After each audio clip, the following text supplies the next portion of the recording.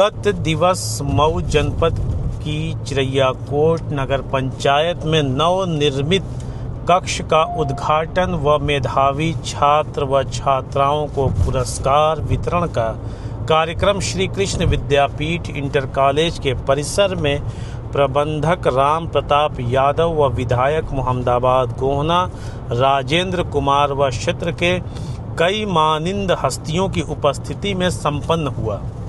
प्रबंधक व अध्यक्ष नगर पंचायत चिरैयाकोट राम प्रताप यादव ने इस शैक्षणिक संस्थान के इतिहास व वर्तमान पर रोशनी डालते हुए कहा कि सबसे पहले तो मैं आपको यह बता दूं कि यह कॉलेज मेरा नहीं है, यह कॉलेज जो है समाज का है और यह जो है सरकारी कॉलेज एडेड कॉलेज है। इसकी नींव जो है हमको लगता है कि 1974 में रखी गई, 72 में 1972 में रखी गई और यह जो है यादव समाज के लोगों ने, जो उस समय बुद्धिजीवी लोग थे, उन लोगों ने इस कॉलेज का नींव रखा, जो जिसका नाम पड़ा श्री कृष्ण विद्यापीठ इंटर कॉलेज। और इस इलाके में इस नाम से अगर आप पूछेंगे तो कम लोग बता पाएंगे कि कोई कॉलेज है। जहां आप कह देंगे कि यादव स्कूल जाना है, यादव कॉलेज जाना है, तो सभी लोग बता देंगे आप चले जाइए फला ऐसे रास्ता जाती है। तो इसके पहले तमाम लोग प्रबंधक हुए और यह कॉलेज जब मेरे हाथ में आया, जब यहाँ के लोगों ने इसकी जिम्मेदारी जब मुझको सौंपी, मैं यहाँ से जो है निर्वाचित हुआ, प्रबंधक का चुनाव लड़के निर्वाचित हुआ, तो इस कॉलेज की स्थिति बहुत बदतर थी। मैं आपको बता नहीं सकता, जितना आप आज देख रहे हैं बहुत बदतर थी। मतलब पूरी बिल्डिंगें सब जर्जर हो गई थी, सब एकदम अस्त व्यस्त था। फर्नीचर था, न लाइट थी, न पंखा था, न रूम था बच्चों की। और मुझको जब आज से 3.5 साल पहले इसकी बात, मेरा हस्ताक्षर प्रमाणित हुआ डीआईएस जी के द्वारा, जनपद डीआईएस मऊ के द्वारा, उसके सुबह से ही यहाँ जो है काम लगा और जो निरंतर आज तक काम इसका जो है चलता रहा। इसी में कुछ हम जो है अपने स्रोत से, कुछ विद्यालय के सहयोग से, कुछ कमरों का हमने निर्माण कराया और इसके बाद 2022 में चुनाव हुआ, माननीय विधायक जी विधायक हुए। निवेदन किया कि विधायक जी, यह मेरा व्यक्तिगत कोई मेरी संपत्ति नहीं है, न मेरा व्यक्तिगत कोई कॉलेज है, यह समाज का है, यादव समाज का कॉलेज है। इसको हमारे पूर्वजों ने ऊंची सोच के इसको बनवाया था। यह बहुत बुरी स्थिति में हो गया। अगर आप इसमें अपना सहयोग कर दें, योगदान कर दें, तो बड़ी आपकी कृपा होगी। तो विधायक जी ने हमको 10 लाख रुपया दिया, जो अपने विधायक निधि से, जो विकास निधि है, उसे 10 लाख रुपया दिया और उस 10 लाख रुपये से 2 रूम निर्माण करवाया और निर्माण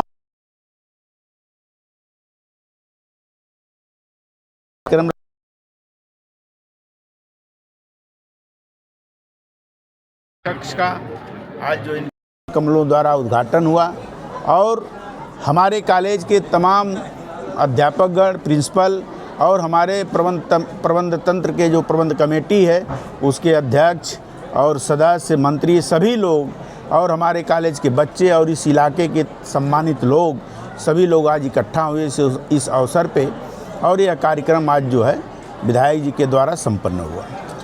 धन्यवाद। इस शैक्षणिक संस्था में जहाँ तक भी यहाँ पे शिक्षाएं प्राप्त कर रहे हैं लोग, जिस क्लास तक, ऊंची शिक्षाओं के लिए क्या खाका आपके दिमाग में है? कोई प्रयासरत हैं आप इसके? देखिए, यह जो श्री कृष्ण विद्यापीठ इंटर कॉलेज है, यह एडेड कॉलेज यानी सरकारी कॉलेज है और यह जो है कानूनी दायरे से यह बधा है।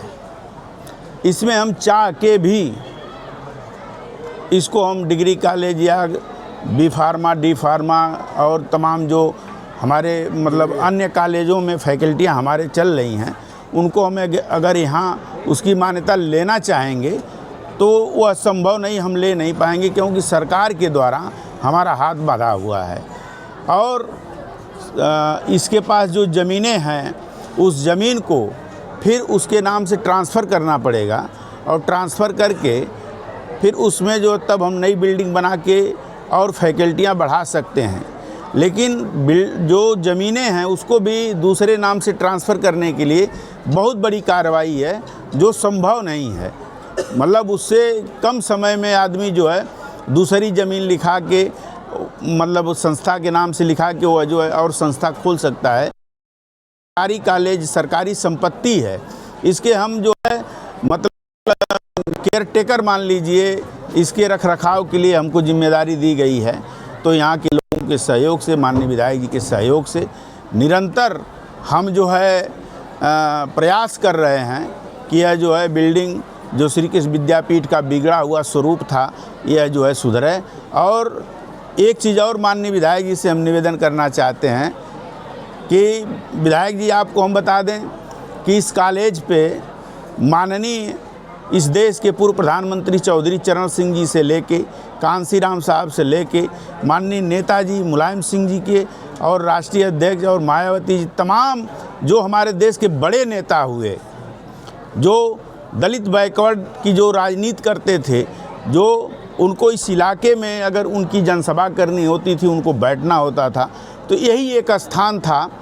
और संजोग इतना अच्छा है कि आप हम लोगों के जनप्रतिनिधि हैं, हम लोग अपनी समस्या आपसे कहेंगे, तो आपसे निवेदन है कि 2 कमरा और आप जो है बनवा दीजिए। अपने रहते रहते बड़ी आपकी कृपा होगी। और मैं अपने लिए नहीं मांग रहा हूँ, मैं अपने लिए नहीं,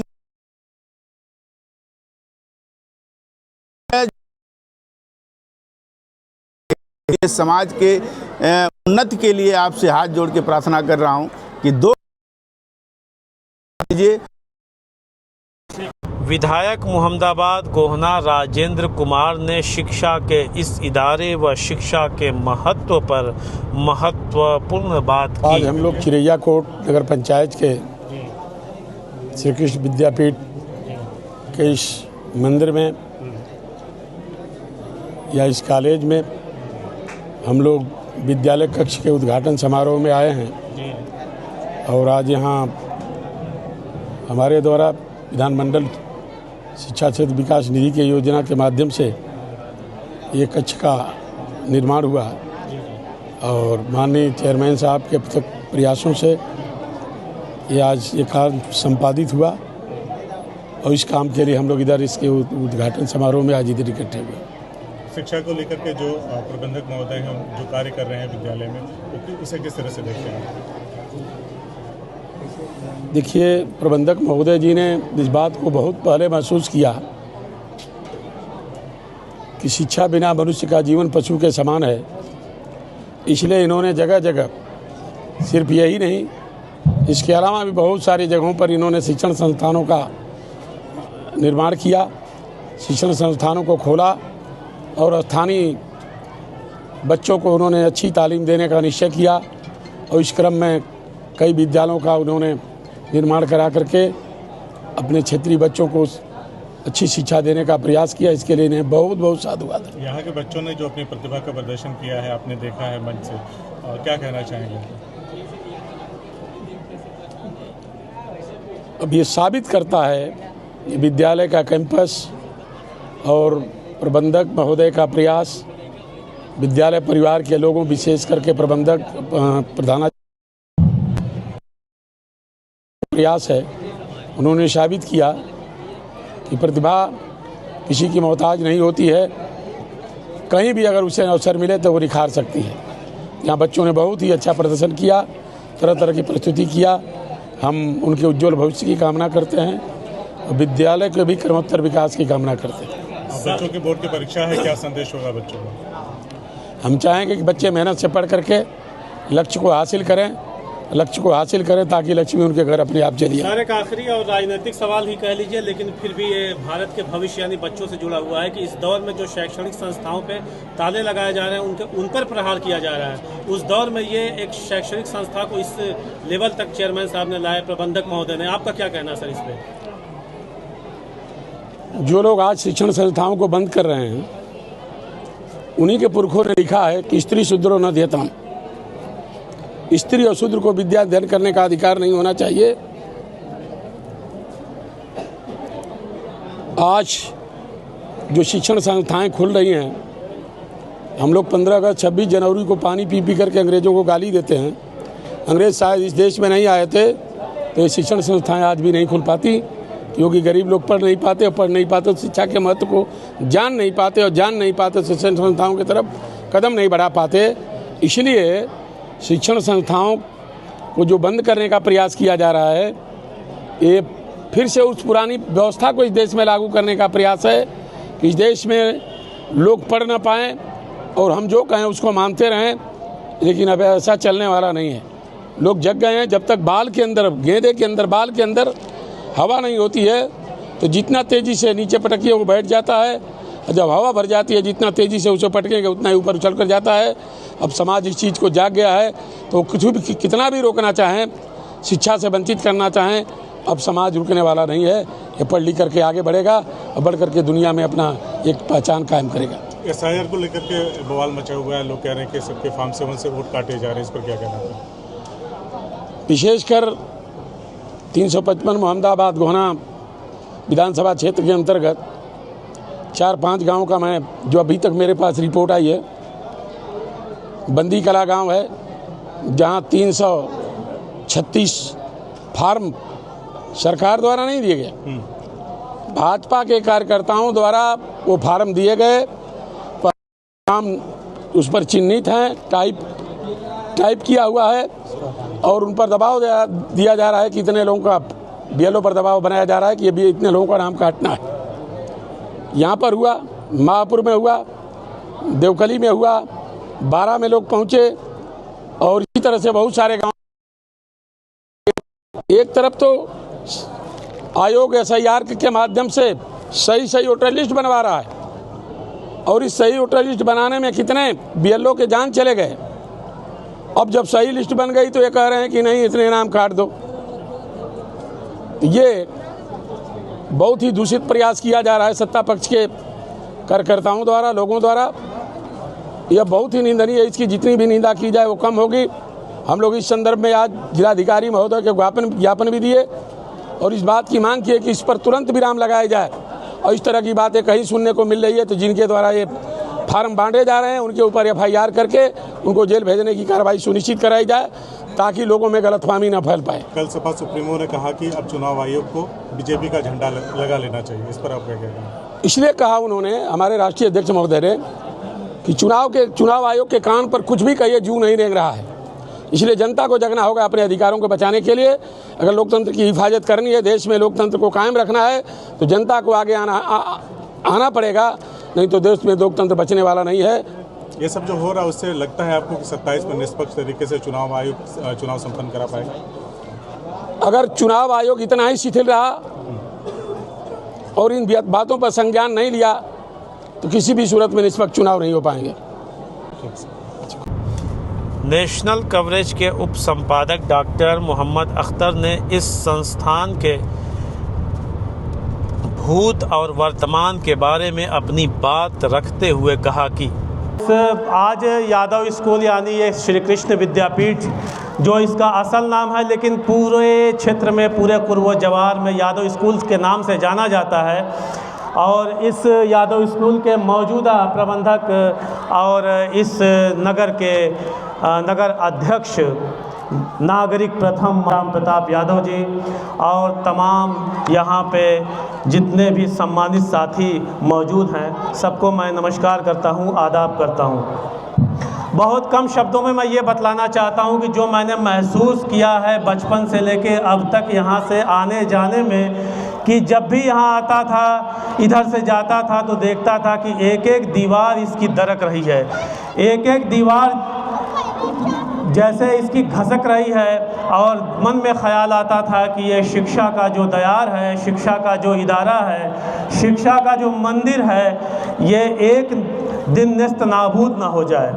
लेकिन कहते हैं ना कि हर चीज़ का वक्त बदलता है, तो कालांतर में ये जर्जर भवनों का भग्नावशेष की आगोश में यहाँ का शैक्षणिक गतिविधियाँ अंजाम दी जा रही थी और इस शिक्षा के संस्थान की खास्ता हाल खुद अपने हाल पर शर्मिंदा थी।